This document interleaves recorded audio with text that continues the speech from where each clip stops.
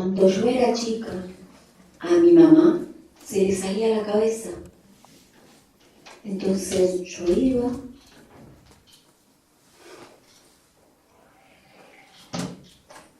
y se la ubicaba en su lugar.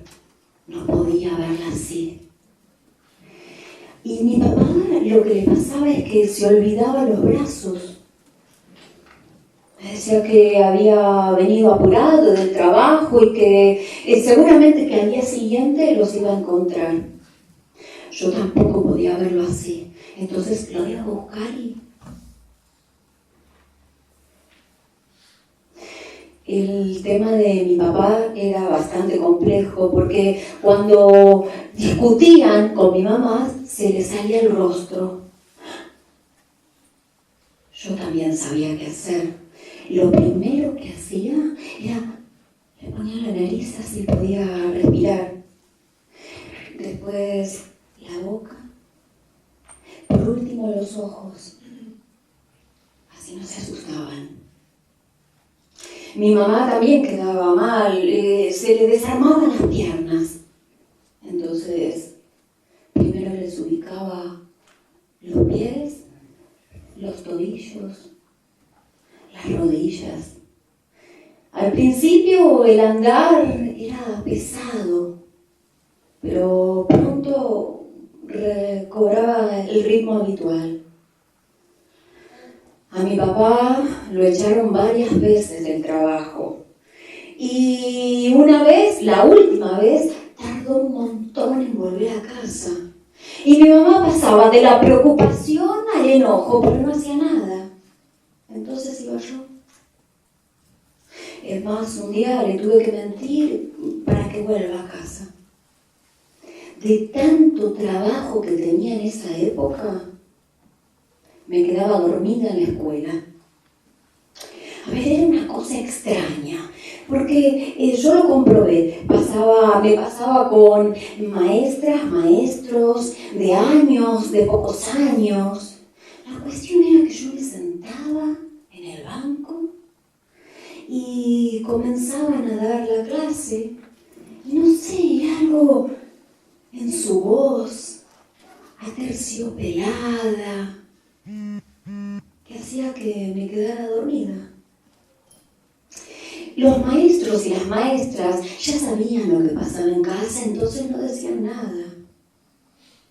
Y a veces cuando volvía a casa, llegaba o tenía que cocinar algo, o mi mamá estaba preparando una carne al horno con papas. Y mi papá compraba un vino, y en esos momentos que eran felices, mi papá me acariciaba la cabeza y me decía: hija, la vida es como una gran fuente de agua. Y si uno tiene el recipiente sano, hasta la más mínima gota sirve para saciar la sed. Yo no entendía lo que quería decir, ahora sí.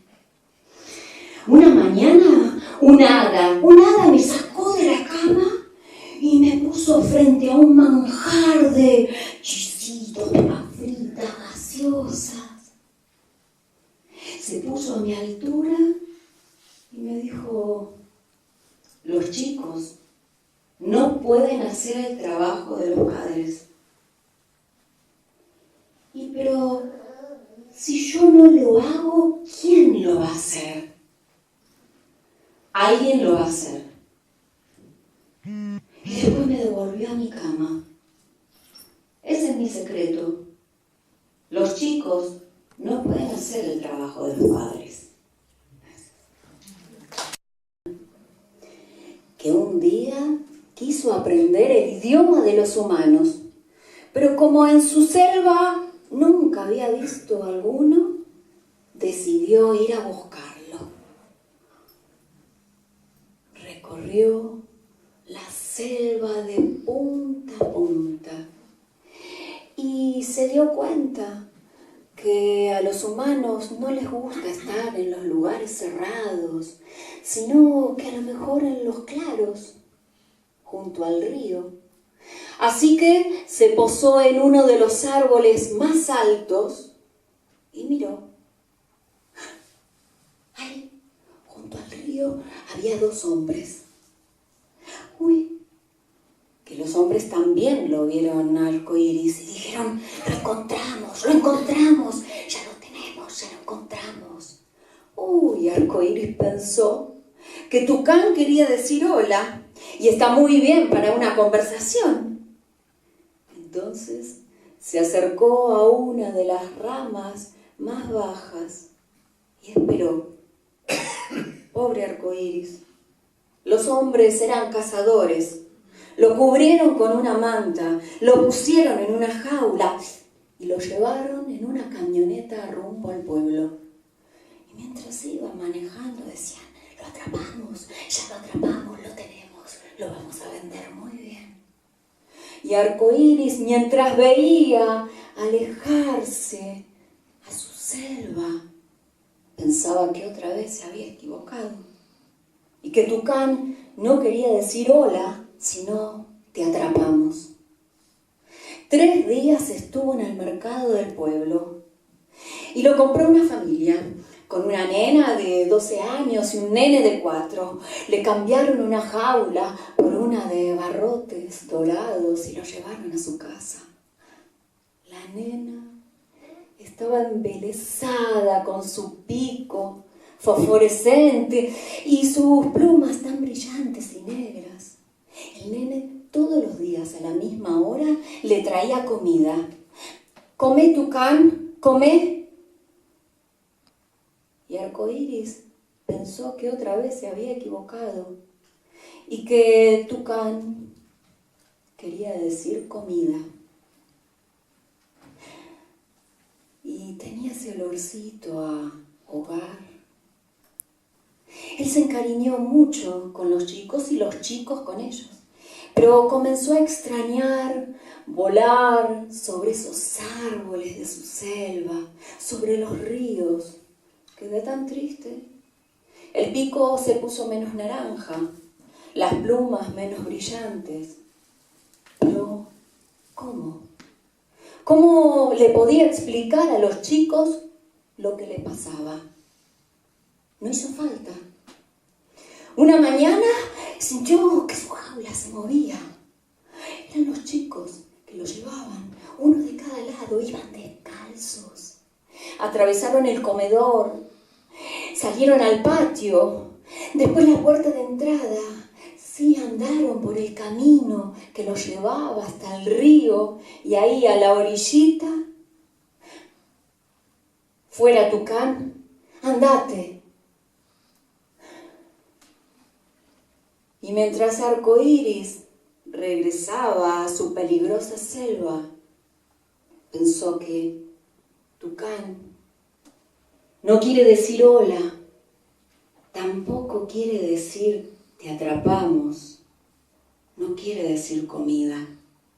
En todo caso, Tucán quiere decir adiós y te queremos.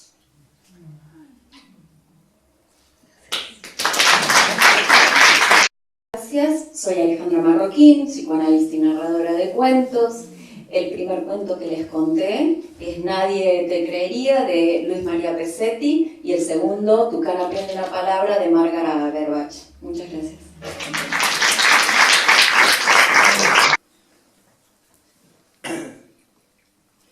Bueno, yo solo tengo palabras de agradecimiento para Liora y para Gisela.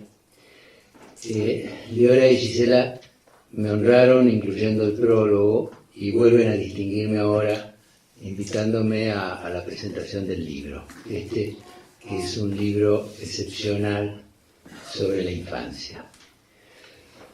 Porque resulta que escribir un buen libro que satisfaga al amplio público es una empresa meritoria y difícil. Escribir un libro que satisfaga a la bien o mal llamada élite intelectual es un logro menor, pero logro al fin. Pero lo que es del todo excepcional es dar con un texto que a la vez llegue realmente a los muchos y a los pocos. a los que recién se acercan al psicoanálisis de niños y a los veteranos. A la pequeña familia de autores y de autoras que han logrado transmitir el psicoanálisis de niños a los que nada saben, sin dejar de interesar ni de aportarles reflexiones nuevas a los que se las saben todas, a esa pequeña familia pertenecen Liora y Gisela. Liora, mexicana, Gisela, argentina. Yo algo en el prólogo dije acerca de las relaciones del psicoanálisis argentino con el psicoanálisis mexicano. Pero para ponernos a pensar en el contexto de aparición de esta obra, se me hace necesario referirme a las relaciones establecidas entre el psicoanálisis latinoamericano y el psicoanálisis francés o británico, según el caso. Esto es, a las relaciones entre el centro y la periferia, a la producción metropolitana y a la producción de los bordes. Porque una profunda diferencia, un abismo insalvable, separa a un o a una psicoanalista de París de un o de una psicoanalista de Buenos Aires o de México. Las primeras deben saberse su psicoanálisis, nosotros sus psicoanálisis y el nuestro. Para un psicoanalista de París basta y sobra con saberse a Lacan y algunos de otros de sus seguidores, Miller, Éric Laurent, Corinne Soler, Jean Alouche para el caso. Pero no se inmutan frente a Melanie Klein, Bowlby, Bion, Manicure, Fairbairn o Winnicott, nombres que para no pocos psicoanalistas franceses es natural ignorar, y viceversa. Otro tanto pasa con los analistas norteamericanos, que conocen muy bien a Anna Freud, a Hartman, a Karen Horney, a Margaret Mahler, a Otto Kernberg, a Heinz Kohut, pero que nada saben de Lacan, mucho menos de sus seguidores, y para quienes, por ejemplo, Deleuze y Guattari son referencias apenas lejanas. No obstante, sospecho que los analistas metropolitanos, sean estos de París, de Londres o de Nueva York, tienen algo en común. Saben poco o nada de lo que se produce en Argentina y en México. En cambio, los psicoanalistas argentinos y los mexicanos debemos estar al día y estar alerta con respecto a todo lo que se produce en el centro, sea París, Londres, Nueva York o San Francisco. Pues bien, como bien lo prueba el texto que hoy nos convoca, Gisela y Liora han logrado construir una teoría y una clínica crucial. Esto es, se instalaron en el cruce de lo mejor que se produjo en la metrópoli con lo mejor de la producción y la apropiación periférica. La apropiación periférica. El psicoanálisis de nuestra región que José Martí llamó Nuestra América, para diferenciarla de la otra, de la América de ellos. El psicoanálisis de la América nuestra es un producto traducido y transculturado. La traducción es el sistema de mediaciones por vía del cual los latinoamericanos buscamos resolver frecuentemente la distancia entre el centro y la periferia, entre el texto y la lectura, entre el original, la modernidad europeo dominante, y la copia, la refuncionalización crítica de sus signos importados según códigos locales. Para cualquier periferia dependiente de los circuitos de organización, distribución y circulación del psicoanálisis metropolitano, el desafío teórico es saber cómo interpretar la complejísima vía de la transferencia de conocimientos.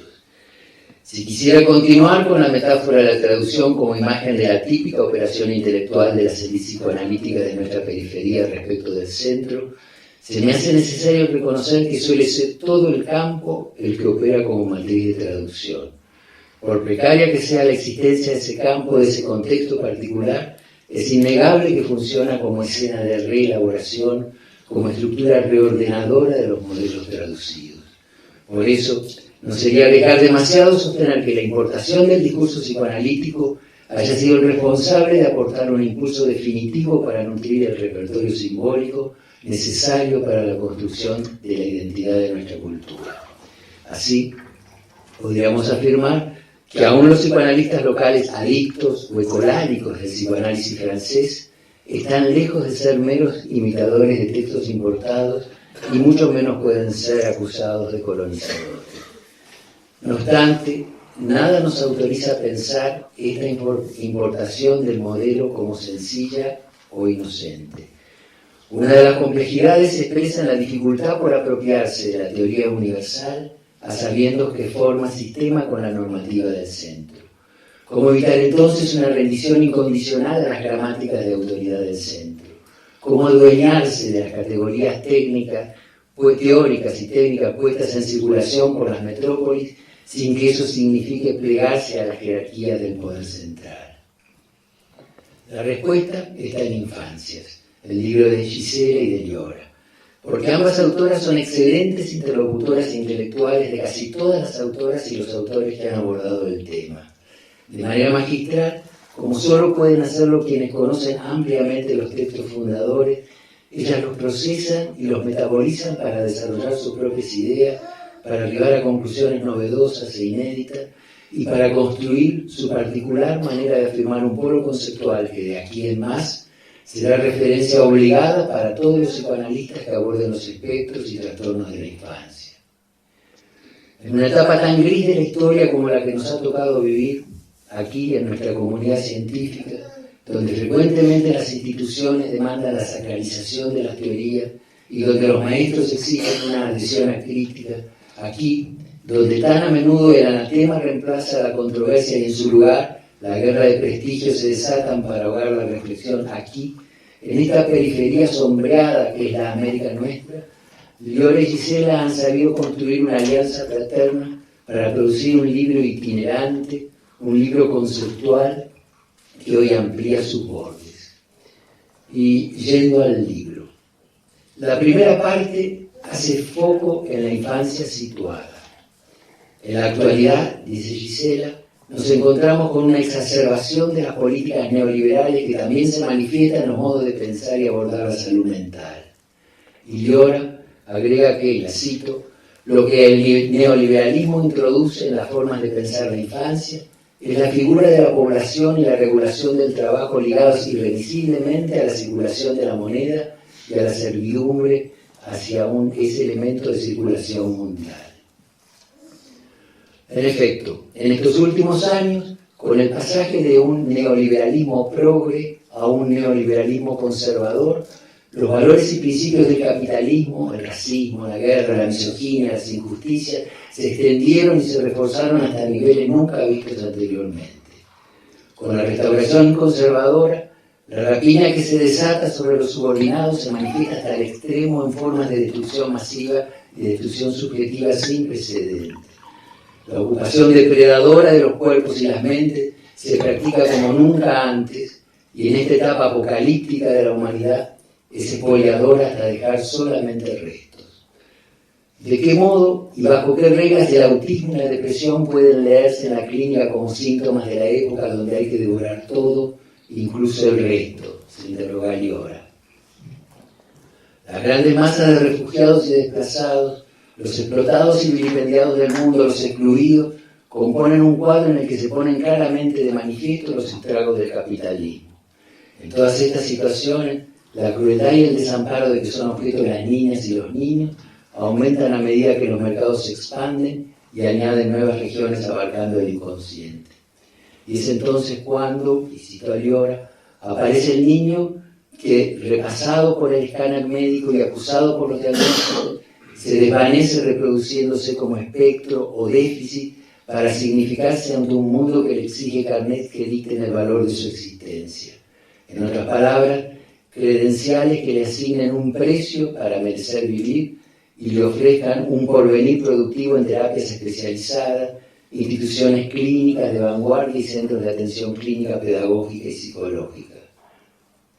Todo esto muy acorde a eso a lo que Gisela alude como el ciclo del cerebro, los tiempos del neuroliberalismo. En la segunda parte del libro, Gisela nos aclara que prevención no es predicción y explica cómo muchas veces la detección precoz produce sentencias psicopatológicas imprudentes, etiquetas diagnósticas que funcionan como actos performativos. Gisela nos lleva de la mano hacia el autismo que Liora aborda cuando afirma que, y la cito, el autismo inserto en la estructura capitalista no representa precisamente lo que el proletariado era para el amo. El deslizamiento es aún más radical. El sujeto autista materializa el valor de la pura objetividad moneda de circulación, elemento de intercambio que simplemente se balancea. La moneda goza de inmovilidad mediante su circulación de mano en mano, de banco en banco, pero también pone a gozar a los pequeños amos el saber universitario que el actual modelo económico propone como articuladores de sus saberes. Cierro la cita y digo yo, los niños autistas se postulan como disparadores, como un desafío para pensar la infancia en general. Son niños y niñas que se resisten a los dispositivos de rescate con que la familia burguesa, las instituciones pedagógicas y las instituciones asistenciales pretenden humanizarlos. Con su enfermedad, estos niños aseguran el fracaso de los dispositivos de captura, dispositivos terapéuticos que triunfan cuando fracasan y fracasan cuando triunfan. Quiero decir, los niños que fueron autistas y que por obra y gracia del psicoanálisis se han curado, nada recuerdan de su autismo, nada pueden decirnos de ese otro mundo. Si la verdad que poseen está en el cuerpo y es ante todo una verdad sin lenguaje, no es absurdo aceptar ese silencio. Son niños que han llevado a su extremo el enigma de la infancia integrada, la infancia adaptada sostiene. Efectivamente, todo el saber científico y todo el saber mítico acerca del vínculo materno-filial estalla frente a un niño autista. El enorme poder del psicoanálisis y de los laboratorios biotecnológicos caduca frente a estos niños vacíos a los que nada ni nadie puede expropiar porque son cuerpos sin órganos. La tercera parte del libro está dedicada al juego. Son dos bellos ensayos. El juego como miniaturización de lo sagrado de Eliora y el juego como acontecimiento de Gisela. En la cuarta parte, para reflexionar acerca del espectro, para pensar en lo que nunca termina de irse, Eliora aborda a Yosinapa, el recuerdo de los 43 estudiantes normalistas que nunca envejecerá. Una vez más me evoca a Freud. Lo difícil, dice Freud, no es cometer un crimen, lo difícil es borrar su huella. Santiago Maldonado. Gisela, en La niña del punto final, un trabajo escrito desde las entrañas, pone en evidencia los efectos del terrorismo de Estado a lo largo de las generaciones. Pues bien, Gisela y Eliora escribieron. Son estas entonces las que aquí traigo, palabras de amigo y palabras de lector atravesado, conmovido por la aparición de un libro extraordinario. Los sentimientos y las ideas que comparto ahora con ustedes, estas palabras que de no conocerme como divagador impenitente hubiera preferido improvisar, surgieron de una lectura que no ha sido una lectura solitaria. Quiero decir, frente a este libro no estuve solo. A medida que me internaba en el océano de esta producción, se me iban apareciendo mis maestros de psicoanálisis con niños.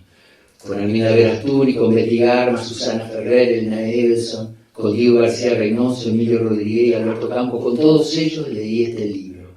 Con todos ellos mantuve diálogos imaginarios acerca de cada uno de los conceptos y de las reflexiones que a lo largo de estas páginas aparecían. Llegué a la conclusión que este era, aún sin saberlo, aún sin que Eliora y Gisela se lo hubieran propuesto, un libro homenaje a lo mejor que el psicoanálisis de niños produjo en la región, un homenaje a esos maestros que fueron parte de mi vida y a los que ahora, gracias a Gisela, gracias a Eliora, extraño menos. Pues bien, Eliora y Gisela escribieron un libro acerca de la infancia, pero este texto acerca de la infancia es solo el pretexto que encontraron para revelarse como narradoras. Sería ingenuo pensar que aquí solo se trata del tránsito de dos psicoanalistas por el universo de la infancia. Aquí, el psicoanálisis y la infancia son pura excusa para la narrativa. Aquí, la teoría es contingente, la escritura definitiva. Eliora y Gisela escribieron, yo soy solo su lector. La escritura, ya se sabe, está del lado de lo fijo, de lo inmutable, es, si se quiere, conservadora. Por el contrario, la lectura está del lado de lo efímero, es siempre innovadora. La lectura es ese acto singular que resiste indoblegable a cualquier imposición de sentido. En principio, porque la lectura no está inscrita en el libro y a despecho de la intención que como autoras puedan asignarle, la interpretación que del texto hagamos nosotros queda libre de volar o donde las autoras no lo han previsto. Entonces, ya que este libro no existe, a no ser por la significación que nosotros, como lectoras y lectores, podamos otorgarle, aceptemos el desafío de llenarlo de sentido. Michel de Certeau decía que el valor de un texto está determinado por la exterioridad del lector. El valor de un texto se encuentra en el juego de implicaciones y de astucias entre dos tipos de expectativas combinadas. La que organiza un espacio legible, una literalidad, y la que da los pasos necesarios para la ejecución de la obra, la lectura. Gisela y Giora escribieron: nosotros somos sus lectores, viajeros que circulamos por su tierra, nómades furtivos que atravesando sus campos vamos arrebatando frutos. Ellas escribieron, ahora léanla, transiten el libro, circulen por sus textos, háganlo volar, pasen y repasen por sus descubrimientos, por su chispa, por sus reflexiones, por ese desborde de bella inteligencia. Llévenlo allí donde ellas no pudieron imaginarlo y por sobre todo disfrútenlo como lo he disfrutado yo. Muchas gracias.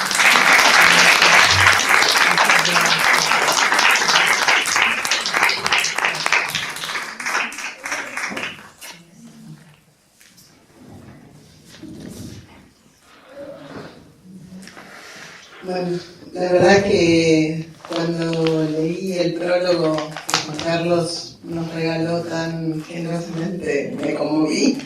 Y hoy escuchándolo también, escribí para poder lograr leer lo que quiero decir. No sé si voy a poder. Vamos a ver.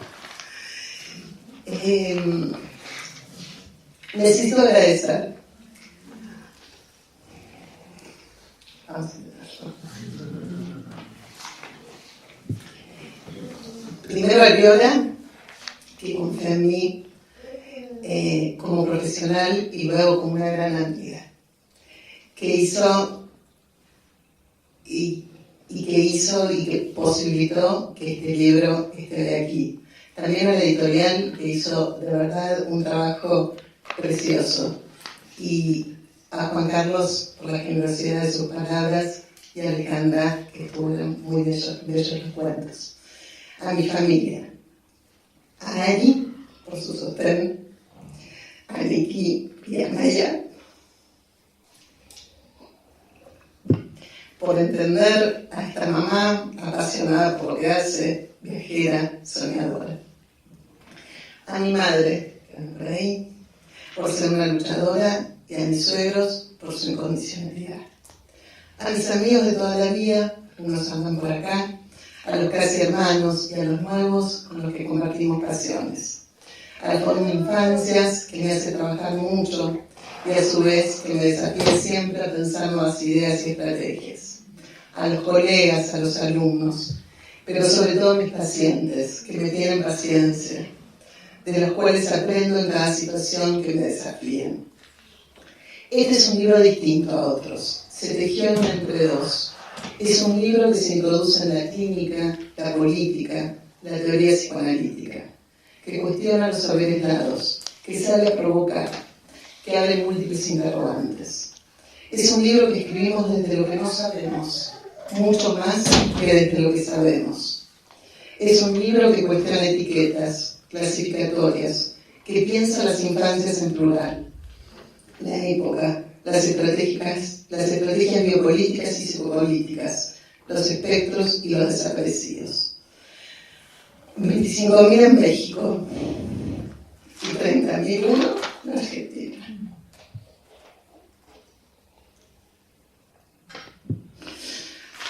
Como diría Borges, en esto no nos une el amor, sino el espanto.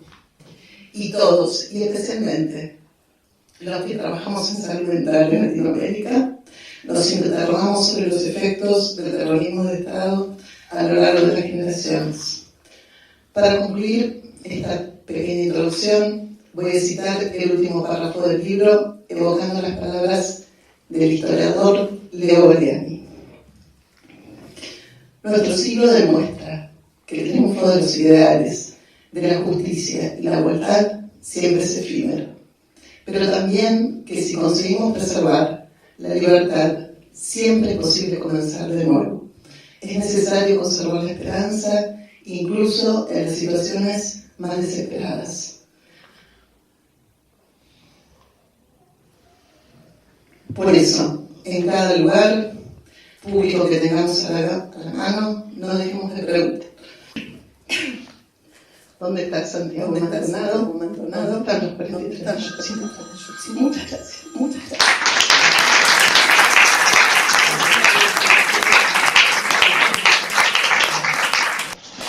Bueno, en realidad yo estoy conmovida, muy movida por escuchar a Juan Carlos, a Gisela, porque ahora que estoy aquí en Argentina, resulta una atmósfera muy distinta en esta segunda presentación del libro, que empezamos en México. Y siempre es distinto, siempre es muy importante palpar lo que cada ambiente te regala y lo que cada interlocutor te brinda. Para mí, haber escrito este libro con Gisela es una experiencia que va más allá del texto, porque anuncian entre líneas lo que no se puede escribir. Y lo que no se puede escribir apunta precisamente a todas esas líneas en el horizonte o esas fugas que de alguna manera se transmiten al público o a los lectores y que cada uno de ustedes, como dice Juan Carlos, imaginará, ¿no? Y leerá. Es una experiencia este texto porque, por supuesto, la amistad nos une, nos cobija, nos junta. El tema de la infancia nos cobija, nos une, nos pone a dialogar, nos pone a reflexionar.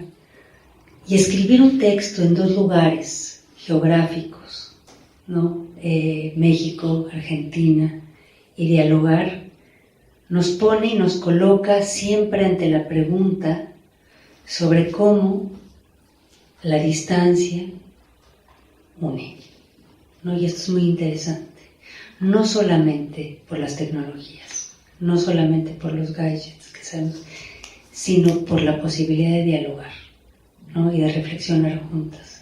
Así se fue tejiendo este texto que surgió desde el momento en que Gisela y yo nos conocimos aquí en Argentina, ¿no? Y pudimos tomar un café y empezar a hablar de lo que implicaba las infancias para ambas.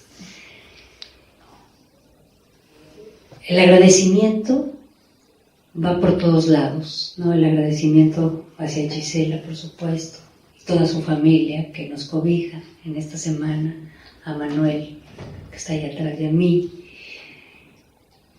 a Juan Carlos, por ese maravilloso prólogo que además trasciende océanos y continentes y que en realidad nos pone a pensar, nos pone a discutir y también nos pone a pensar críticamente dónde, como psicoanalistas, estamos parados, ¿no? Y eso es muy importante, como empezaste la presentación.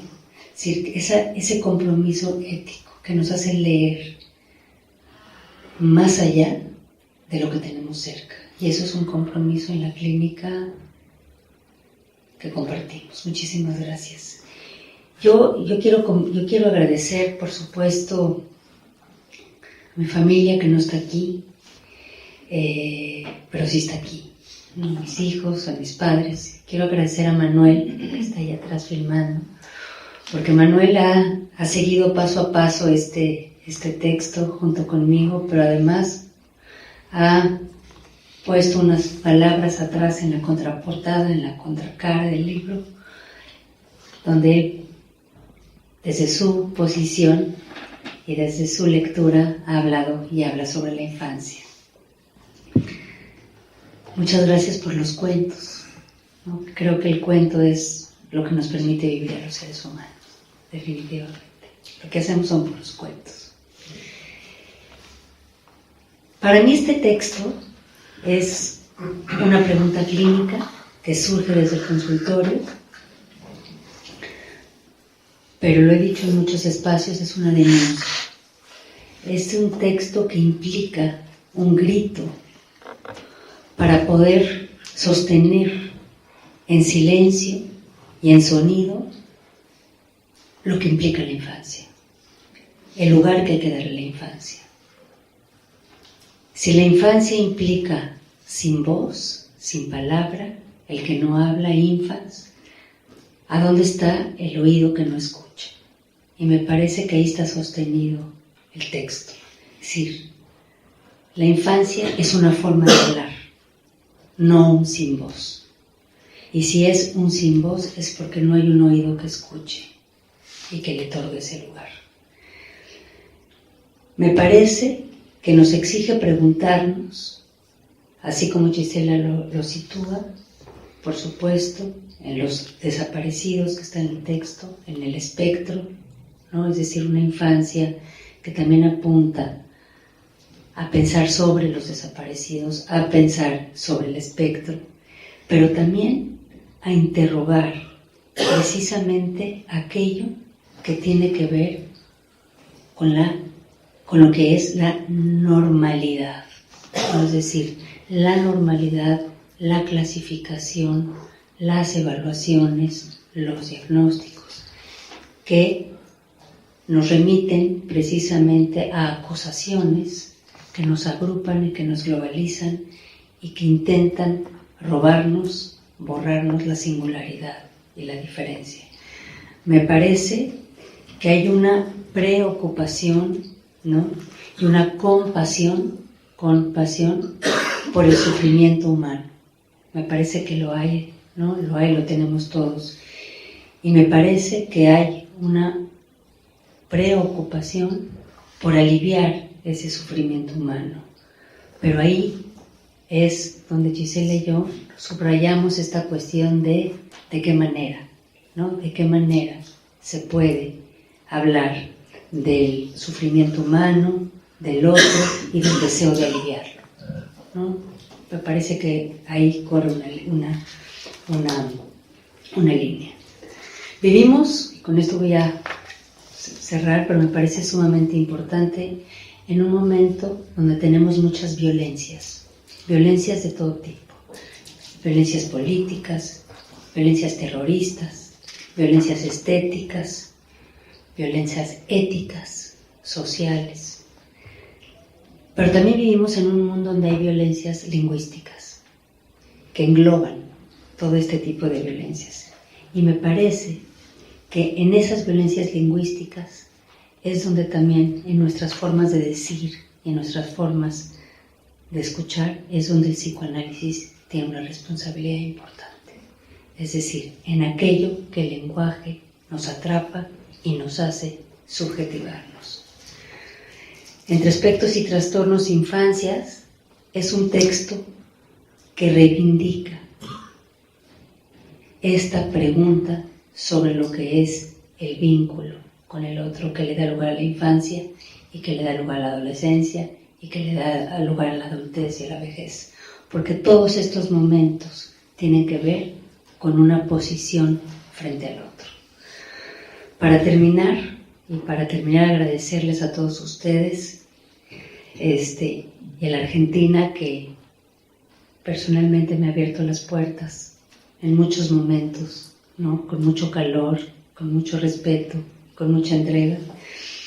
Si bien es un texto que la editorial es mexicana, también es un texto que en esta apertura argentina puede plantear puentes y espero que sea un puente que solidifique la posibilidad y el deseo de continuar escribiendo entre México y Argentina. Muchas gracias.